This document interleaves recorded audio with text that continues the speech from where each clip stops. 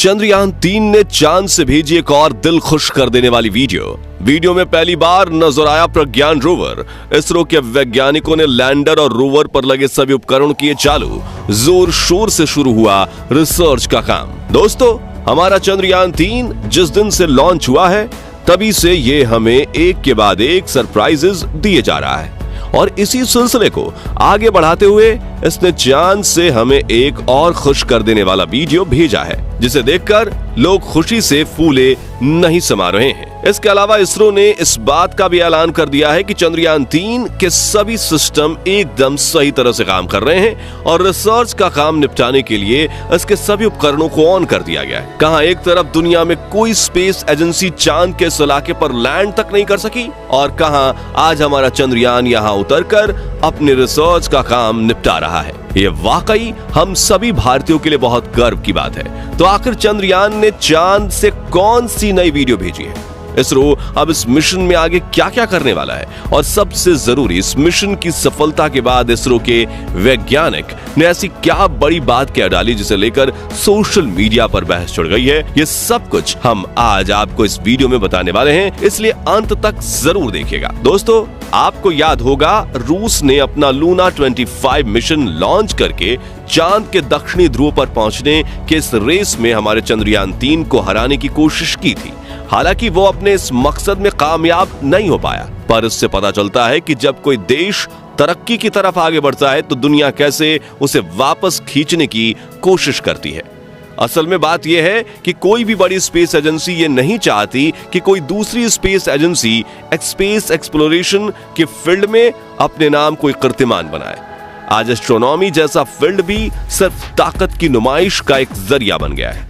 हर space agency कोई ना कोई कीर्तिमान बनाना चाहती है ताकि दुनिया को यह मैसेज जाए कि उनका देश टेक्नोलॉजी के फील्ड में कितना आगे और ताकतवर है। अभी हाल ही में इसरो के पूर्व चीफ के कस्तूरीरंगन जी ने बयान दिया कि जो दुनिया आज चंद्रयान-3 की सफलता के बाद हमारी तारीफ के कसीदे गढ़ रही है, उसी दुनिया ने इसरो को कई बार नकारा था। उन्होंने कहा कि हमें किसी भी बड़े स्पेस प्रोग्राम का हिस्सा नहीं बनाया गया क्योंकि हमारे पास खुद की टेक्नोलॉजी नहीं थी और हम अपने मिशंस के लिए भी दूसरों पर निर्भर थे। असल में दुनिया का यही नियम है कि ये सिर्फ ताकतवर के सामने झुकती है। आज इसरो इतना कैपेबल है कि अपने दम पर उसने चांद के दक्षिणी ध्रुव में लैंड करके दिखाया है और इसलिए दुनिया आज इसे सलाम ठोक रही है। ऐसे में इसरो ने भी जानबूझकर ट्वीट करते हुए पूरे गर्व के साथ ये कहा कि चंद्रयान-3 का रोवर जो पूरी तरह से मेड इन इंडिया है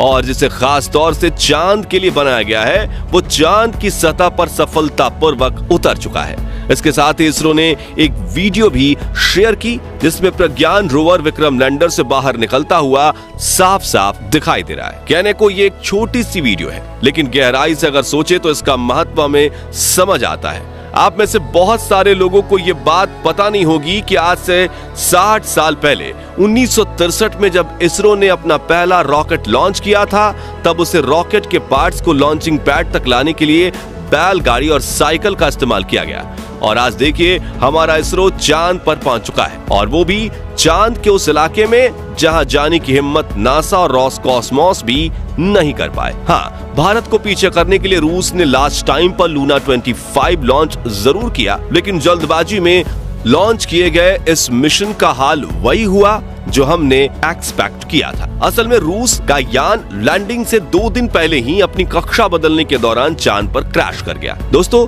आज चंद्रयान-3 की सफलता देखकर हमें यह अंदाजा हुआ कि हमारे वैज्ञानिक कितने ज्यादा कैपेबल हैं। लेकिन अगर आपको लगता है कि हमारी पहुंच अभी सिर्फ चांद तक ही है, तो आप गलत हैं। लोगों के इस भ्रम को तोड़ने के लिए अभी हाल ही में इसरो के एक वैज्ञानिक ने बयान देते हुए कहा कि अगर हमें पर्याप्त फंड्स दिए जाएं तो हम सिर्फ चांद ही नहीं बल्कि जुपिटर और वीनस पर भी लैंड कर सकते हैं।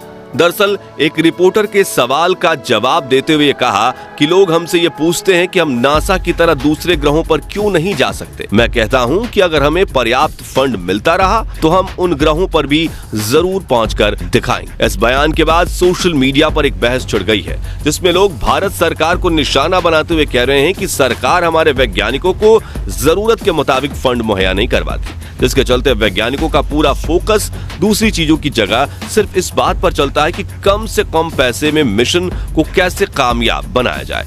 वैज्ञानिकों को ज्यादा कुछ सोचने का मौका नहीं मिलता क्योंकि उनके दिमाग में हर समय फंड की चिंता रहती है।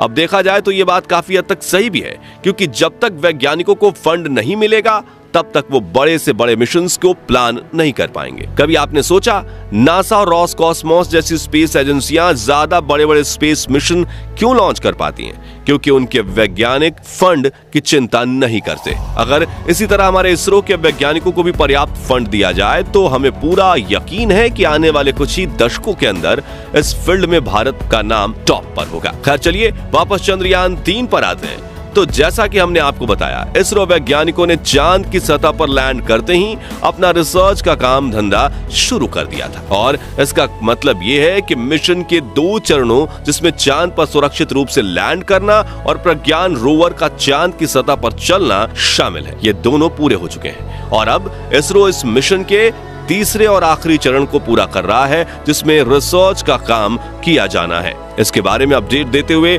इसरो ने खुद ट्वीट करके इस बात की जानकारी दी है कि चंद्रयान में लगे ILSA, रंभा और चेस्टे और लिप्स जैसे कई उपकरण ऑन कर दिए गए हैं। आपको बता दें कि ये सभी उपकरण विक्रम लैंडर और प्रज्ञान रोवर में लगे हुए हैं और रिसर्च का सारा काम इन्हीं की मदद से पूरा किया जाएगा। मोटे मोटे तौर पर देखें तो इसरो चांद के इस हिस्से के वायुमंडल, भूकंपीय गतिविधि और यहाँ की धरती व चट्टानों आदि के जांच करने वाला है। इसके बारे में ये पहले ही बता दिया गया था कि रिसर्च का ये काम पृथ्वी के 14 दिनों तक चलने वाला है, जो एक लूनर डे के बराबर होता है। यहाँ गौर करने वाली बात यह है कि हमने लूनर डे कहा, जिसमें रात शामिल नहीं है। दरअसल चांद पर एक दिन पूरा पृथ्वी के 27.3 दिनों के बराबर होता है। इसमें सिर्फ एक दिन का समय ही पृथ्वी के 14 दिनों के बराबर। अब इसरो ने यह सब कुछ प्लानिंग से तय किया है। उन्होंने जानबूझकर चंद्रयान को उस समय चांद पर उतारा जब वहां दिन की शुरुआत हो रही थी, और अब जब चांद पर दिन रहेगा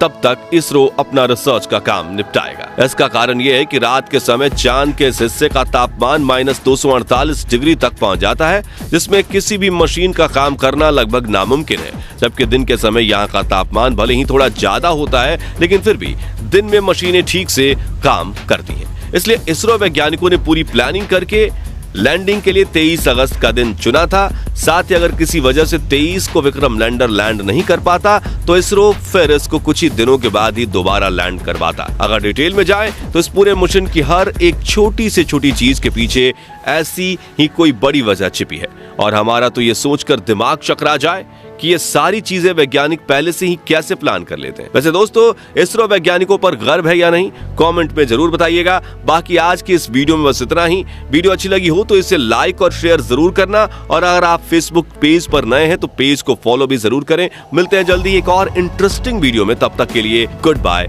जय हिंद।